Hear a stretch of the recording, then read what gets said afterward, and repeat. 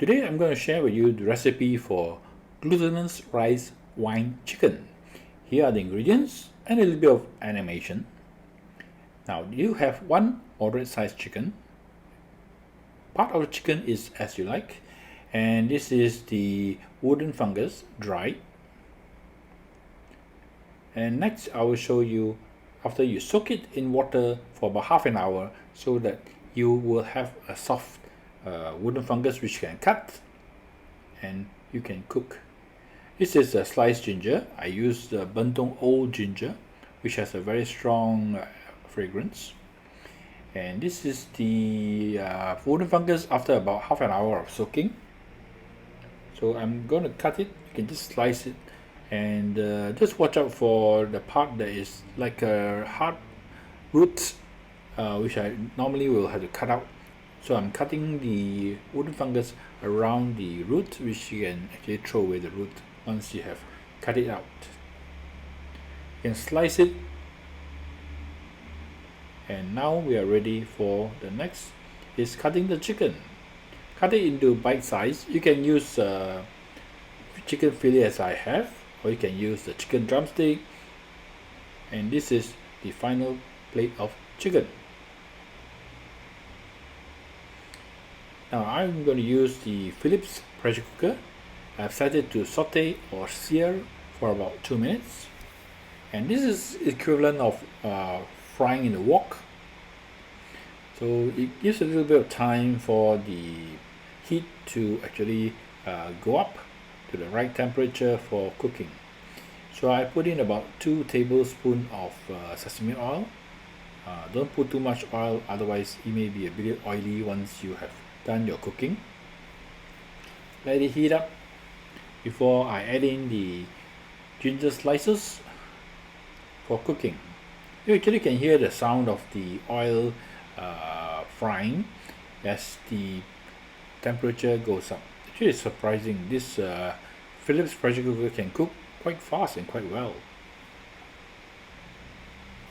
So I'm stir frying the ginger till it's a little bit of golden brown color. And subsequently I'll be adding in the rest of the ingredients. Now I'm adding in the chicken.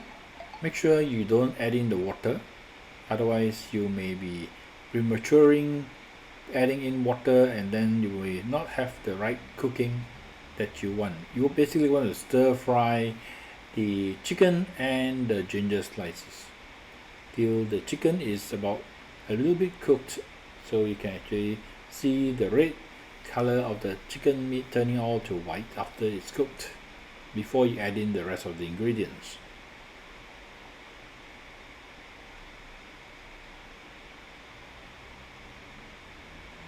Okay, am I done with all the chicken here? It looks like it.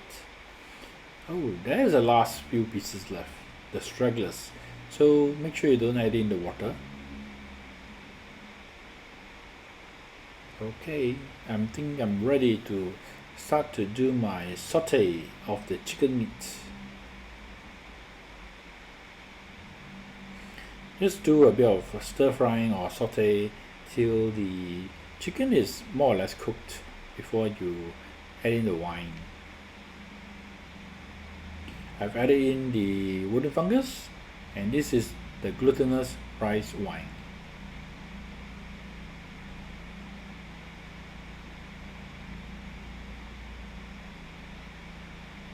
I normally use about a quarter of a bottle of glutinous rice wine. So the amount is as you like, because it depends on how you like the strength of the rice wine in your cooking. So I use a quarter bottle, which I find is the right taste for me, but you can of course add in a little bit more or less as you like. Sprinkle a bit of salt, maybe just salt to taste, and some lump sugar, which for me it kind of brings out the taste of the cooking. And lump sugar is very much better. Now I'm going to be locking the lid and let the pressure cook it. I'm going to set it to poultry so that it will automatically select the time duration for cooking and also the pressure to cook at. So simple and automatic. So I've started the cook process. It takes a bit of time to add up the pressure and build up pressure before it cooks. And here is the final product in the pressure cooker by Philips. I enjoy cooking with pressure cooker. And now it's keeping it warm or heating up. And here is the finished product.